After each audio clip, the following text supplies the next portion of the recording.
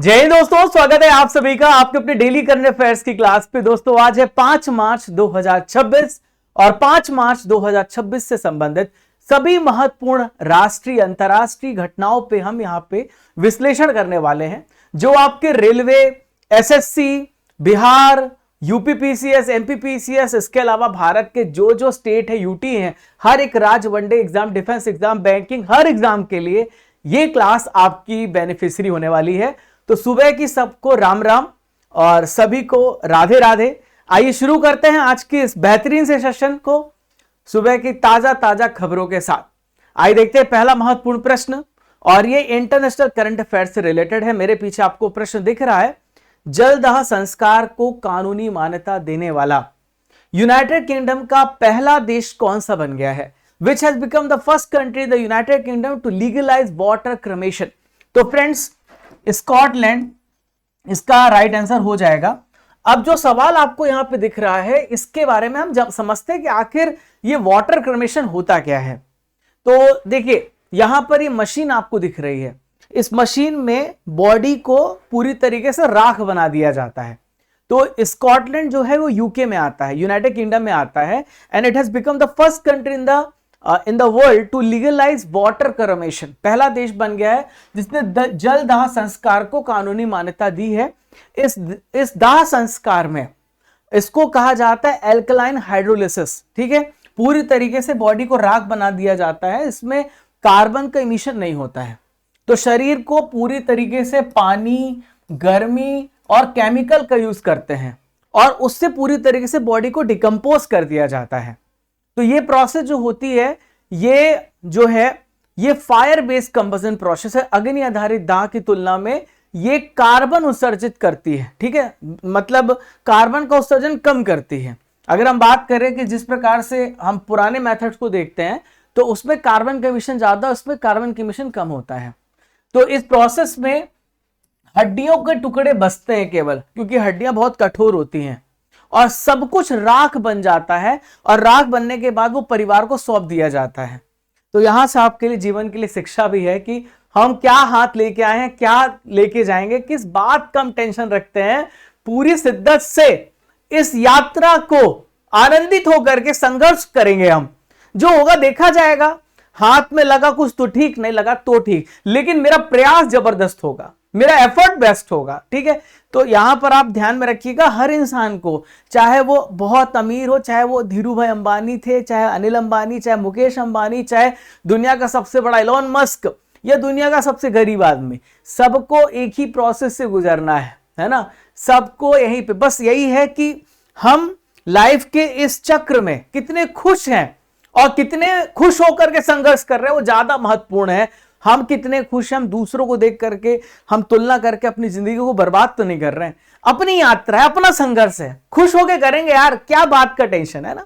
तो चलिए आगे बढ़ते हैं और चीजों को समझते हैं। तो स्कॉटिश सरकार ने इसे ऐसा क्यों किया है? तो ये इको फ्रेंडली फ्यूनरल ऑप्शन है, पर्यावरण अनुकूल अंतिम संस्कार है, और जिसमें हमारे पर्यावरण को बहुत ज्यादा नुकसान नहीं पहुंचता, क्योंकि कार्बन का एमिशन नहीं होता। अब देखो, पहली बार यहां पे मैंने स्कॉटलैंड के बारे में बताया था, तो यहां पे करंट अफेयर्स की जो हम बात करेंगे वो प्रथम घटनाओं की बात करेंगे। तो पहला कंट्री जिसने यूनेस्को की मान्यता प्राप्त करी है अपने राष्ट्रीय व्यंजनों के लिए, नेशनल कुजिन के लिए, तो इटली है। इटली में बेहतरीन बेहतरीन यहां पे व्यंजन मिलते हैं। मां से बच्चे में 3 गंभीर रोगों का संक्रमण रोकने वाला पहला कंट्री है, वो है मालदीव्स, जो कि भारत के साउथ वेस्ट में है। तालिबान सरकार को ऑफिशियल तौर पे सर्टिफाई करने वाला, रिकॉग्नाइज करने वाला पहला देश रशिया है। पर्यटन में क्रिप्टो भुगतान को इंटीग्रेट करने वाला पहला कंट्री भूटान है। सभी ग्लेशियर को खोने वाला पहला देश वेनेजुएला है। प्लास्टिक प्रोडक्ट को बैन करने वाला पहला देश न्यूजीलैंड है। और इसके अलावा अपतटीय पोत से विद्युत चुंबकीय रेलगन लॉन्च करने वाला, यानी पहला कंट्री जिसने क्या किया है, ऑफशोर वेसल से इलेक्ट्रोमैग्नेटिक रेलगन से लॉन्च किया है, वो है जापान। ठीक है, जापान देश है।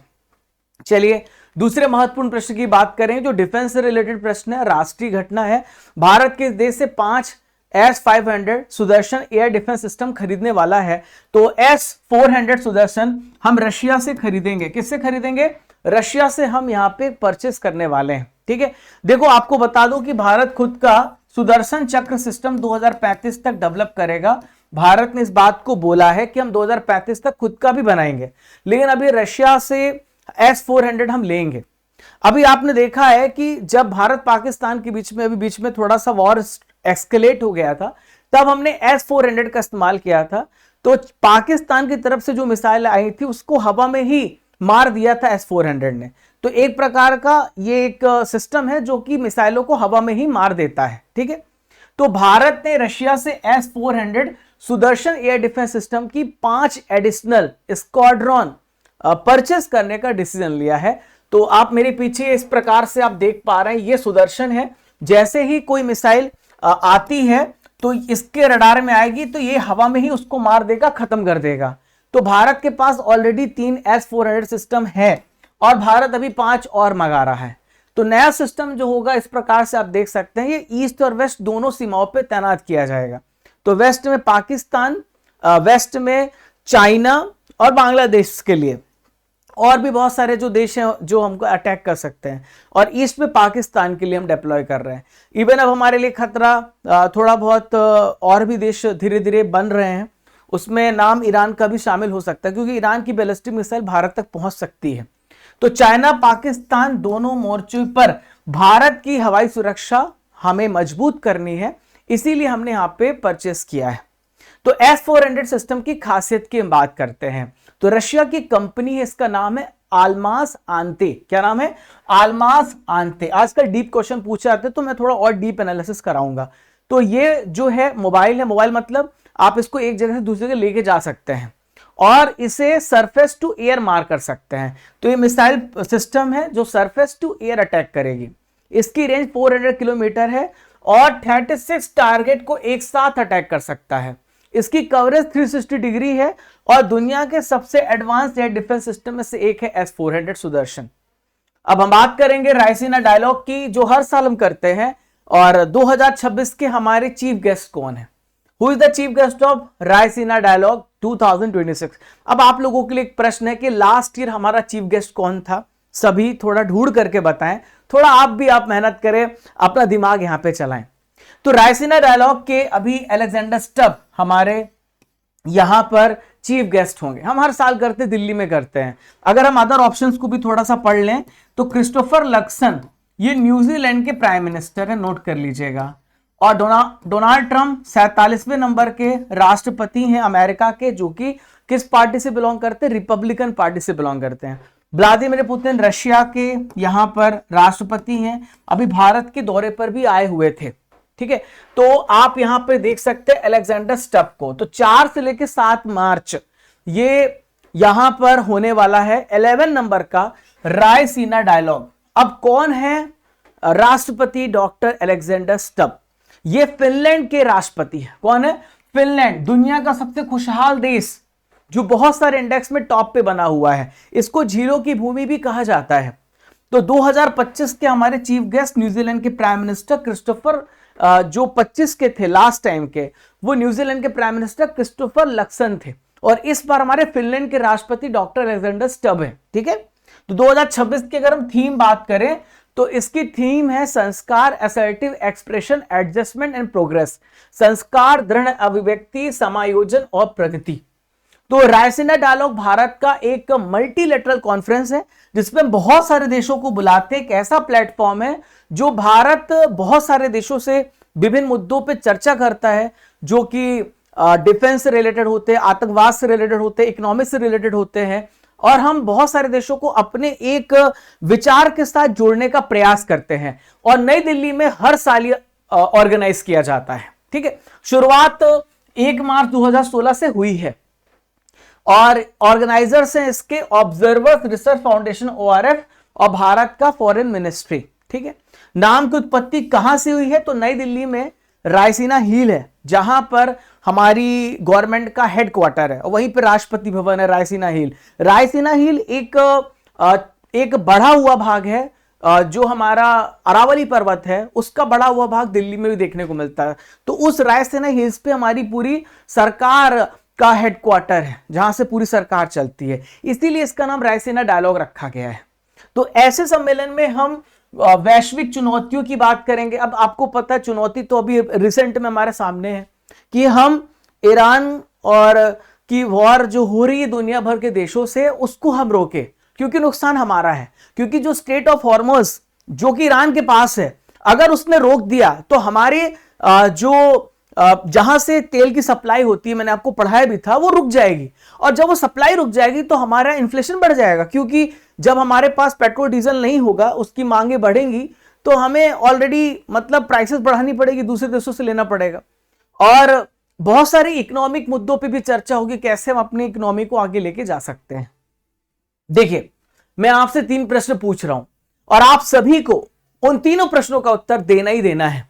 पहला है, सिंधु घाटी सभ्यता का एक फेमस पोर्ट है, वो कौन है, आपको बताना है। जैन धर्म के पहले तीर्थंकर और 24वें तीर्थंकर दोनों नाम बताइएगा। और कितने, अच्छा मैं तो बता ही दिया। गौतम बुद्ध का जन्म कहां हुआ, इनकी डेथ कहां हुई, और इन्होंने यहां पे ज्ञान जो दिया है वो कहां दिया। आप सभी प्रश्नों का उत्तर दीजिए ताकि आपका दिमाग चलना चाहिए क्लास में। अगला है, तमिलनाडु का पहला डार्क स्काई पार्क कहां पे स्थापित किया गया है। पहला डार्क स्काई पार्क कहां पे एस्टेब्लिश किया गया है, तो ये अरियूर शोला रिजर्व फॉरेस्ट है। अच्छा, अदर ऑप्शंस को भी देख लेते हैं। तो लिखा है मुदुमलाई राष्ट्रीय उद्यान, फिर है इंदिरा गांधी राष्ट्रीय उद्यान, फिर है मुकुर्थी। ये तीनों राष्ट्रीय उद्यान कहां पर है, ध्यान में रखिएगा, तमिलनाडु में। भारत पे कितने राष्ट्रीय उद्यान है, भारत के पास 107 राष्ट्रीय उद्यान है। उड़ीसा में हाल ही में एक नया राष्ट्रीय उद्यान बना है 107वें नंबर का, वो आप सभी मुझे बताना कमेंट बॉक्स पे कि वो 107वां राष्ट्रीय उद्यान कौन सा है। तो तमिलनाडु गवर्नमेंट ने एक जिला है, इसका नाम है नमक्कल डिस्ट्रिक्ट, ठीक है, वहां पे कोल्ली हिल्स है, ठीक है, कोल्ली हिल्स में अरियूर शोला रिजर्व फॉरेस्ट है, वहां पे स्टेट का सबसे पहला डार्क स्काई पार्क लॉन्च किया है। अब आप सोच रहे हो सर डार्क स्काई पार्क ये है क्या, ठीक है, तो डार्क स्काई पार्क ऐसा है कि जो आर्टिफिशियल रोशनी होती है उसको कम करना है, जो कृत्रिम रोशनी है उसको कम करना है। ये क्या करती है, मिसगाइड करती है, ठीक है।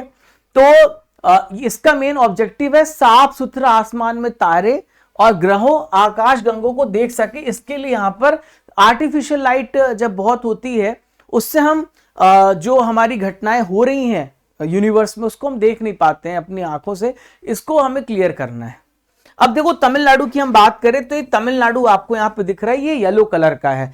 तमिलनाडु के बगल में केरला है, ऊपर देखिए आंध्र प्रदेश है, ठीक है, और यहां पे देखिए कर्नाटका है। तो तमिलनाडु की कैपिटल चेन्नई है, आर.एन. रवि यहां के राज्यपाल हैं, एम.के. स्टालिन डीएमके पार्टी से यहां के सीएम हैं। विधानसभा सीटें यहां पे 234 हैं। देखिए अब हम बात करेंगे 5वें महत्वपूर्ण प्रश्न की। सबा शॉल किस केंद्रीय जेल की पहली महिला अधीक्षक बनी है। Saba Shawl has become the first women superintendent of which central jail. तो श्रीनगर केंद्रीय जेल है, काफी अच्छा प्रश्न है। जम्मू कश्मीर अभी प्रगति पे है, जब से जम्मू कश्मीर यूटी बना, जब से जम्मू कश्मीर 370 अनुच्छेद हटा है, वहां के लोगों को और रोजगार के अवसर मिल रहे हैं, वहां के लोगों को एक आजादी मिल रही है जिससे वो खुद की ग्रोथ करे और यूटी की भी ग्रोथ कर सकते हैं। अभी हाल ही में जम्मू कश्मीर पहली बार इतिहास में ऐसा हो रहा है कि उसने रणजी ट्रॉफी जीती, मैंने आपको पढ़ाया भी था। तो पहली महिला अधीक्षक, महिलाओं को अधिकारों की मांग जो है। अब देखो ईरान में इतना बदलाव की बात क्यों की, देखो ईरान में महिलाओं के साथ काफी गलत भी हो रहा था, और वहां पे देखो धर्म जरूरी है, हर धर्म अच्छा है, मैं किसी धर्म की बुराई नहीं करता, लेकिन महिलाओं के अधिकारों की भी बात करनी चाहिए, उनको भी जीने का अधिकार है। वहां पे कपड़े नहीं पहन सकते हैं, पूरा वैसे थे कि ढक के रखना चाहिए, लेकिन महिलाओं की बहुत आजादी छीन ली जाती है वहां पे। तो उस पर भी मैं चर्चा करूंगा, कभी एक स्पेशल वीडियो लाऊंगा कि कैसी दुर्दशा है, कैसी स्थिति ईरान में, कि आखिर ईरान में जो हुआ है वो कुछ हद तक सही भी था, कुछ हद तक गलत भी था, कि जिस प्रकार से अटैक किया गया किसी भी देश के राष्ट्रपति पर, ऐसा नहीं करना चाहिए। बट चर्चा करेंगे, चलिए, क्योंकि अभी करंट अफेयर्स से हम भटक जाएंगे, इस मुद्दे पे बात करेंगे ट्रेंडिंग न्यूज एनालिसिस में।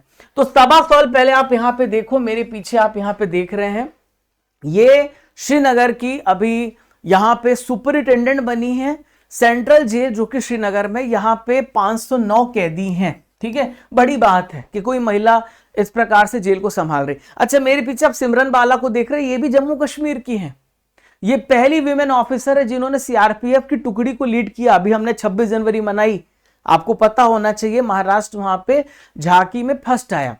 मेघालय राज्य की पहली महिला मुख्य न्यायाधीश रेवती मोहिते डेरे हैं। ओडिशा की पहली मुख्य सचिव अनु गर्ग बनी है। संगीता बरुआ हमारे प्रेस क्लब ऑफ इंडिया की पहली महिला अध्यक्ष बनी है। और नागपुर यूनिवर्सिटी की पहली महिला वाइस चांसलर मनाली क्षीरसागर है। 100 साल में पहली बार ऐसा हुआ है। ठीक है, चलिए अगला प्रश्न देखते हैं। Laureus world team of the year 2026 के लिए किस टीम को नॉमिनेट किया गया है? देखो, लॉरियस जो अवार्ड होता है वो स्पोर्ट्स का नोबेल पुरस्कार है, आप समझो। हर साल यहां पे अवार्ड दिए जाते हैं जो बेस्ट खिलाड़ी होते हैं, किसी भी वो क्रिकेट से हो सकता है, टेनिस से हो सकते हैं, किसी भी फील्ड से हो सकते हैं, फुटबॉल से हो सकते हैं। तो हमारी भारतीय महिला क्रिकेट टीम ने बहुत बढ़िया प्रदर्शन किया और इनको नॉमिनेट किया, अभी अवार्ड डिक्लेयर नहीं हुआ है। तो अभी हमारी भारतीय महिला क्रिकेट टीम को लीड कर रही हरमनप्रीत कौर, ये कैप्टन है। तो Laureus world team of the year के लिए इनको नॉमिनेट किया गया है। भारतीय महिला क्रिकेट टीम ने 2025 में साउथ अफ्रीका को हराया और महिला क्रिकेट विश्व कप यहां पे जीता। तो बेहतरीन परफॉर्मेंस के लिए इनको यहां पे नॉमिनेट किया गया as a team of the year, और ऐसा नॉमिनेशन पाने वाली पहली भारतीय महिला क्रिकेट टीम होगी। विजेताओं की घोषणा होगी 20 अप्रैल 2026, जो मैं आपको करंट अफेयर में पढ़ा ही दूंगा। स्पेन की कैपिटल मैड्रिड है, वहां पे प्रोग्राम होगा, इवेंट होगा, तब डिक्लेयर होगा, तो मैं आपको पढ़ा ही दूंगा। सबसे पहले तो मैं कोई वीडियो आता है, कोई भी टॉपिक आता है, मैं खड़ा हो जाता हूं, 10 मिनट में आपको पूरा समझा देता हूं। अच्छा, लॉरियस वर्ल्ड स्पोर्ट्स अवार्ड की बात कर लें तो इंटरसे स्पोर्ट्स अवार्ड है, 1999 में स्टार्ट हुआ Laureus sports for good foundation के द्वारा। दुनिया भर के जितने भी खिलाड़ी हैं, टीम जो बहुत मोटिवेट करते हैं, ऐसे खिलाड़ियों को, उनके अचीवमेंट को ऑनर किया जाता है, सम्मानित किया जाता है। प्यारे दोस्तों, कल हमने होली का लास्ट डे ऑफर निकाला था, बहुत सारे बच्चों ने प्यार दिखाया, उसके लिए बहुत बहुत धन्यवाद। और कल बहुत सारे बच्चे होली खेल रहे थे, वीकेंड्स में छुट्टी में भी थे, तो उनका मैसेज भी मेरे पास आया कि सर हम छूट गए हैं। तो प्यारे दोस्तों, आज ऑफर एक दिन के लिए और एक्सटेंड कर रहा हूं, तो 70% तक का ऑफ अभी यहां पे आपको मिल रहा है सभी कोर्सेज पे, सभी चीजों पे। तो आप स्टडी कर एप्लीकेशन डाउनलोड करिए, जो मेरी क्लास आप देख रहे हैं, तो उस क्लास की पीडीएफ आपको यहीं पे मिल जाएगी। आप ई बुक्स में जाएंगे तो आपको डेली करंट अफेयर्स की topic wise e book, monthly e book, फरवरी महीने की, अभी इंग्लिश मीडियम वालों की लॉन्च करनी है, तो आज लॉन्च करवा दूंगा। 2 दिन से हमारी टीम फेस्टिवल की वजह से छुट्टी में थी, तो आज फरवरी की इंग्लिश वाली, हिंदी वाली तो लॉन्च हो गई है। प्रीमियम कोर्सेस है आपके लिए, जहां पे हमारे भाई बहनों के लिए 12 महीने की पूरी व्यवस्था पहले से मैंने कर दी है। Hindi medium, English medium, combo current affair और टेस्ट का भी व्यवस्था है। कॉम्बो करंट अफेयर्स की ईबुक और टेस्ट और 18 जीके जीएस की भी व्यवस्था है, हिंदी इंग्लिश दोनों मीडियम भाइयों के लिए है ना। तो बाइलिंगुअल है, आप 70% तक ऑफ प्राप्त कर सकते हैं। होली 200 कूपन कोड का आप इस्तेमाल करिएगा।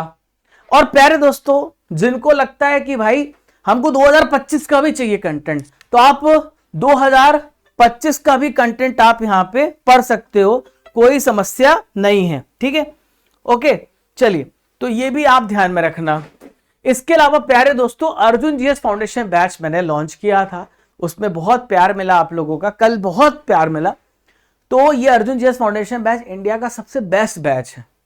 अब आप समझ लो, ये बैच 399 का भी नहीं है, आप देखोगे तो 200 रुपए का बैच है। 200 रुपए में 11 विषय आप पढ़ रहे हो, क्योंकि इसके साथ क्या मिल रहा है, 18,000 जीके जीएस के प्रश्न फ्री, जो ऑलरेडी आपके अलग कोर्सेस में होते हैं, लेकिन वो इसी के साथ मैंने क्लब कर दिया कि मेरे बच्चों को सबसे नॉमिनल कॉस्ट पे पढ़ाई होनी चाहिए। आप खुद देख लो, 2026-25 2 साल की मंथली टेस्ट इसके साथ 2 साल की मिल रही, 2026-2025 की मंथली ई बुक यहां पे दे रहा हूं आपको, इसी के साथ दे रहा हूं। तो आप देखोगे तो 1000 वीडियोस 200 रुपए आप समझ लो, और 200 रुपए में ये सब कुछ है ना। लेकिन मैंने इसके साथ फ्री एक्सेस कर दिया है। तो प्रैक्टिकली देखा जाए, इंडिया का सबसे बेस्ट क्वालिटी का करंट और जीके का कंप्लीट मैंने बैच दिया है। ठीक है, और होली 900 कूपन कोड यूज करेगा, स्टेट पीएसएससी, रेलवे, डिफेंस, हर एग्जाम के लिए है। आप पढ़ के देखो, आपको खुद समझ में आएगा अंतर क्या कंटेंट है आपके लिए, क्या मैटर हमने तैयार किया है, समय ले रहे क्यों ले रहे हैं हम, है ना। पूरा बेहतरीन तरीके से पढ़ा रहे कि कहीं और से पढ़ो तो लगे यार हमने कंटेंट क्या पाया है। तो प्रीमियम कोर्सेज में अर्जुन जीएस फाउंडेशन बैच पे जाकर के पढ़िएगा, बहुत बेहतरीन जीके जीएस हो जाएगी। नोट्स है, वीडियोस हैं, सब कुछ उसी में कंबाइन कर दिया है। ठीक है, तो Telegram channel Raja Gupta current affair, WhatsApp, Facebook, Instagram को ज्वाइन कर लेना। अब बढ़ते हैं 7वें महत्वपूर्ण प्रश्न की तरफ। अटुकल पोंगल किस राज्य में मनाया गया? तो अटुकल पोंगल दोस्तों देखो, पोंगल की बात करेंगे तो केरला है ना। पोंगल हार्वेस्ट फेस्टिवल है, जब फसल पक जाती है तो फिर फसल जब पक जाती, कटाई होती है, तो पहला जो भोजन होता है वो देवताओं को समर्पित किया जाता है। तो केरल की कैपिटल है तिरुवनंतपुरम, वहां पे रिलीजियस फेस्टिवल मनाया जाता है, बहुत ही फेमस फेस्टिवल है। देवी वहां पे है एक अटुकल भगवती, उनको डेडिकेट किया जाता है, और मंदिर है अटुकल मंदिर, वहां पे आयोजित किया जाता है। तो यह फेस्टिवल केवल महिलाओं के द्वारा मनाया जाता है। लाखों महिलाएं मिट्टी वाले बर्तनों में मीठा चावल, पोंगल मतलब पका हुआ भोजन कहते हैं, उबला हुआ, उबालना पोंगल मतलब होता है, देवी को अर्पित करते हैं। महिलाओं का सबसे बड़ा धार्मिक समागम यहां पे देखने को मिलता है। तो अटुकल पोंगल 3 मार्च को मनाया गया था। 23 फरवरी से 4 मार्च तक यहां पे पूरा फेस्टिवल चलता रहता है। अच्छा, कुछ महत्वपूर्ण फेस्टिवल भी पढ़ा देता हूं जो आपके एग्जाम के लिए इंपॉर्टेंट है। असम में बगुरुम्बा नृत्य महोत्सव होता है। लद्दाख में स्पितुक गुस्तूर उत्सव होता है। लद्दाख में जांस्कर महोत्सव भी हुआ। इमोइनू एरात्पा त्योहार कहां होता है? मणिपुर में होता है। चलो, एक मैंने 100 इंपॉर्टेंट फेस्टिवल पढ़ाए हैं पीवाईक्यू के साथ, जाके देखना, वीडियो अपलोड है, 2 दिन पहले ही मैंने दिया है, पूरा फेस्टिवल कवर करा दिया है। 100 इंपॉर्टेंट फेस्टिवल कवर करा है, जाके देख लीजिएगा, पूरा 100 इंपॉर्टेंट फेस्टिवल पढ़ाया मैंने। मृत व्यक्तियों के द्वारा अंगदान के मामले में सबसे आगे कौन सा स्टेट है? तो कौन सा स्टेट है जो ऑर्गन डोनेशन में लगातार बेस्ट बना हुआ है? तो तमिलनाडु। मृत व्यक्तियों के द्वारा, जो व्यक्ति डेड हो जाते हैं तो उनके ऑर्गन डोनेट कर दिए जाते हैं। ठीक है, तो लगातार तमिलनाडु इसमें बेस्ट बना हुआ है। अरे यार, एक बात बताओ, हमारी बॉडी किस काम आएगी? मरने के बाद जला दिया जाएगा। इससे अच्छा किसी के शरीर में लग करके किसी के तो काम आए। तो 2 महीनों में 2026 में 57 मृतदाताओं ने अपना ऑर्गन डोनेट कर दिया, किसी और की जिंदगी बना दी। तो ये प्रोग्राम जो है तमिलनाडु ट्रांसप्लांट अथॉरिटी, जिसे ट्रांसटन कहते हैं, वो यहां पे एडमिनिस्टर कर रही है। तो 2008 में मृत व्यक्तियों के अंगदान की प्रणाली को ऑफिशियल रूप से यहां पे स्टार्ट किया था तमिलनाडु ने। हनुमान परियोजना की शुरुआत हाल ही में किस राज्य में हुई है? तो हनुमान परियोजना की शुरुआत दोस्तों आंध्र प्रदेश राज्य में हुई है। डी इसका राइट आंसर हो जाएगा। तो आंध्र प्रदेश के उप मुख्यमंत्री पवन कल्याण। तो राज्य में जो कई बार वाइल्ड लाइफ, कई बार जो जीव हैं वो इंसानों के घर में घुस जाते हैं। जब घुस जाते हैं तो इंसान उन्हें भी मार देते हैं और जानवर इंसानों को भी मार देते हैं। तो इनके बीच में स्ट्रगल चलता रहता है, संघर्ष चलता रहता है। इसको हमें कम करना है। फसलों को भी नुकसान होता है और हमें पशुओं की रक्षा भी करनी है। इसके लिए Hanuman wild life monitoring, assistance and treatment and nutrition unit परियोजना यहां पे स्टार्ट करी गई है। तो वन्य जीवों को सुरक्षित जंगल में वापस हमें भेजना है, जो घायल हो गए उनका उपचार करना है, और जो रूरल बस्तियां हैं वहां पे वन्य जीवों के प्रवेश को रोकना है। यह हमारा मकसद है हनुमान का। आंध्र प्रदेश की हम बात करें तो आंध्र प्रदेश आप यहां पर देखेंगे तो आंध्र प्रदेश जो है ये 1953 में भाषा के आधार पर बनने वाला पहला राज्य था और फजल अली कमेटी की अनुशंसा पर बना था, है ना। और फजल अली इसके बाद आया था, माफ कीजिएगा। उसके बाद 14 राज्य और 6 यूटी बने थे। तो 1 अक्टूबर 1953 को यह गठित हुआ था। अमरावती अभी इसकी कैपिटल है। अब्दुल नजीर यहाँ के राज्यपाल हैं। N Chandrababu Naidu, TDP, Telugu Desam party इनकी पार्टी का नाम है। अभी केंद्र में भी इन्होंने समर्थन दे रखा है। उप मुख्यमंत्री के पवन कल्याण, ये भाई हैं, वो बहुत फेमस एक्टर हैं, चिरंजीवी उनके सगे भाई हैं। 58 विधान परिषद में सीटें यहाँ पे 2 हाउसेस हैं। राज्यसभा में 11 सीटें हैं, लोकसभा में 25 सीटें हैं। ऑक्सफोर्ड यूनिवर्सिटी के किस संग्रहालय ने संत तिरुमंगाई अलवर की कांस्य प्रतिमा भारत को लौटा दी है? तो which museum of Oxford university has returned the bronze statue of Sant Thirumangai?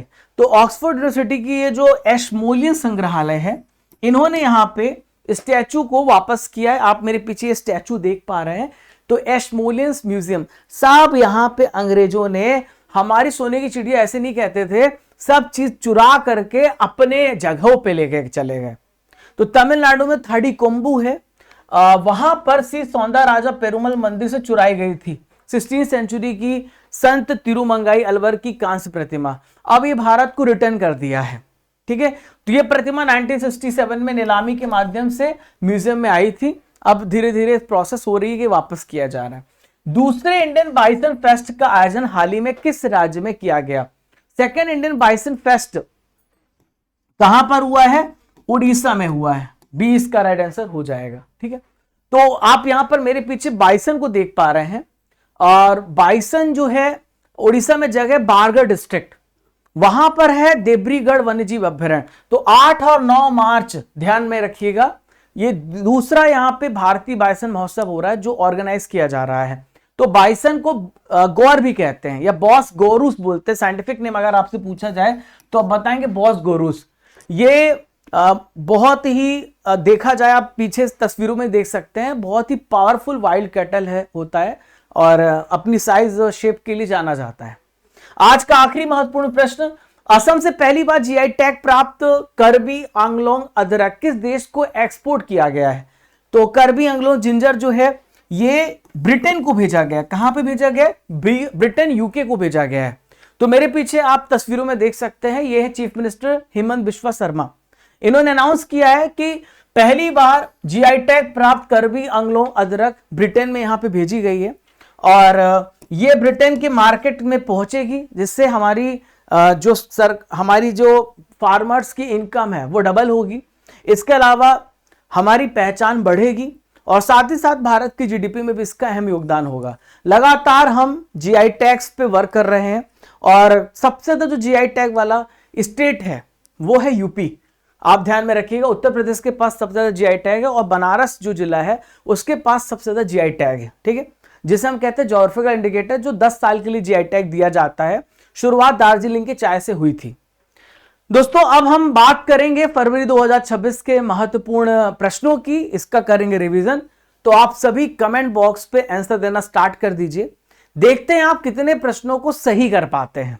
तो फरवरी 2026 का पहला प्रश्न है, कमेंट बॉक्स पे आप सभी स्टार्ट करिए। 500 सिंगल मुकाबले जीतने वाली पहली भारतीय शटलर कौन बनी है? इनका क्या नाम है?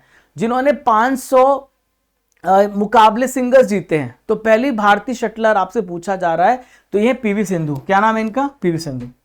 गीता गंधवीर और क्रिस्टलिन हैम्पटन की किस शॉर्ट फिल्म को बेस्ट डॉक्यूमेंट्री फिल्म कैटेगरी में नॉमिनेशन मिला है? तो यह है द डेविल इज बिजी, ध्यान में रखिएगा। नेक्स्ट है, भारत में कौन सी नदी घड़ियालों का दूसरा सबसे बड़ा नदी आवास बन गई है? तो ये गंडक रिवर है, गंडक नदी है। ठीक है, भारत के खाद्य एवं सार्वजनिक वितरण विभाग की किस पहल को 2026 के फ्रांस एडलमैन पुरस्कार के लिए फाइनलिस्ट नॉमिनेशन किया गया है? तो यह अन्न चक्र पहल, अन्न चक्र इनिशिएटिव। असम का सबसे बड़ा बहुखेल स्टेडियम किस शहर में बनाया गया है? तो डिब्रूगढ़ में बनाया गया, ध्यान में रखिएगा।